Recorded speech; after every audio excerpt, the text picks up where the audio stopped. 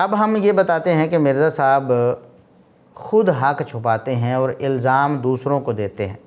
یہ ایسے ہی ہوا جیسے چور بھی کہے چور چور، یہ ایک چور ہے وہ دوسروں کو کہتا ہے چور چور، یہ چور ہے اپنی چوری چھپانے کے لیے۔ تو اصل میں یہ کتمان علم جو ہے، حقیقت کو چھپانا اور دلائل کو چھپانا، خود یہ مرزا صاحب کی عادت سیئہ ہے، ٹھیک ہے۔ سیدنا عقیل رضی اللہ عنہ پر جو انہوں نے جھوٹ بولے ہیں، ان پر تبصرہ کرنے سے پہلے ہم آپ کو ان کا یہ اعتراف سنانا چاہتے ہیں کہ ساری زندگی وہ ایک بات کو چھپاتے رہے ہیں اور اب آ کر انہوں نے پہلی دفعہ یہ بات بیان کی ہے۔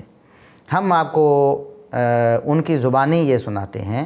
یہ عقیل بن ابی طالب کے بارے میں آپ کو صرف میں تھوڑی سی جھلک کروا دیتا ہوں، باقی وہ ذرا سخت الفاظ نہ کوئی نکل جائے۔ صحیح مسلم میں ایک حدیث ہے کہ میں نے آج تک ویسے کبھی بیان نہیں کی ہے، کر دیں بہت حدیث میں بولا کہ نہ بولا۔ وہ کہتے ہیں کہ یہ عقیل بن ابی طالب کے بارے میں آپ کو تھوڑی سی جھلک کروا دیتا ہوں۔ ویسے میں نے یہ حدیث، صحیح مسلم کی حدیث کبھی بیان نہیں کی، آج تک بیان نہیں کی۔ اور پھر کہتے ہیں کہ میں بتاؤں کہ نہ بتاؤں۔ اس کا مطلب یہ ہے کہ جس دن انجینئر صاحب نے یہ حدیث آن دی ریکارڈ بولی، اس سے پہلے خود انہوں نے اعتراف کیا کہ وہ اس حدیث کو چھپاتے رہے ہیں اور اس حدیث کو بیان نہیں کرتے رہے۔ کہتے آج تک کبھی میں نے یہ حدیث بیان نہیں کی۔ اب آگے کہتے ہیں جی تواڈے بزرگاں نہیں دسی تے میں پیا دسنا، تواڈے بزرگاں نے دسی میں پہ دسنا۔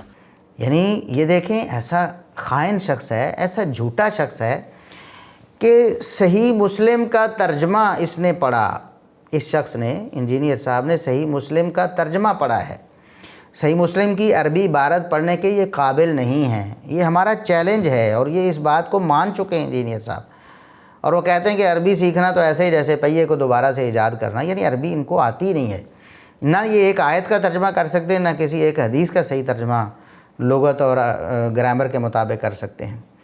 تو پھر انہوں نے صحیح مسلم کی یہ حدیث جو وہ بیان کرنا چاہتے ہیں وہ کہاں سے پڑھی ہے؟ ظاہر ہے علماء کا کیا وہ ترجمہ، وہ ہمارے بزرگوں نے ہی ترجمہ کیا نا۔ کہتے تواڈے بزرگوں نے دسی تو میں پہ دسنا، یہ ہمارے بزرگوں نے آپ کو بتائی انجینئر صاحب، اور ہمیں بھی بتائی، سارے لوگوں کو بتائی۔ صحیح مسلم کا ترجمہ اگر دنیا میں موجود ہے تو یہ علماء کی کاوش ہے، جن کو آپ علماء کرائم کہتے ہیں، اپنے آپ کو حق کو کہتے ہیں۔ تو آپ کو یہ حدیث تو پہنچائی ہمارے بزرگوں نے، اور آپ نے وہاں سے وہ حدیث پڑھ لی اور الزام پھر بھی کہہ رہے ہیں کہ تواڈے بزرگاں نہیں دسی۔ اور بھئی آپ خود کہہ رہے ہیں کہ میں نے یہ حدیث آج تک کبھی بیان نہیں کی، تو اعتراف تو آپ کر رہے ہیں کہ آپ حق چھپاتے رہے ہیں۔ اس لیے آپ وہ جو کتمان علم والی روایتیں آپ بیان کرتے ہیں نا، حدیثیں بیان کر کے کہتے ہیں کہ یہ مولوی حق چھپاتے ہیں اور ان کا انجام جہنم ہونے والا ہے اور یہ ہونے والا ہے، ان کے منہ میں وہ لگام ڈالی جائے گی وغیرہ وغیرہ، وہ ساری لگامیں آپ کو ڈالی جانی ہیں اب قیامت کے دن، کیونکہ آپ خود مان چکے ہیں اس بات کو کہ آپ احادیث کو چھپاتے ہیں۔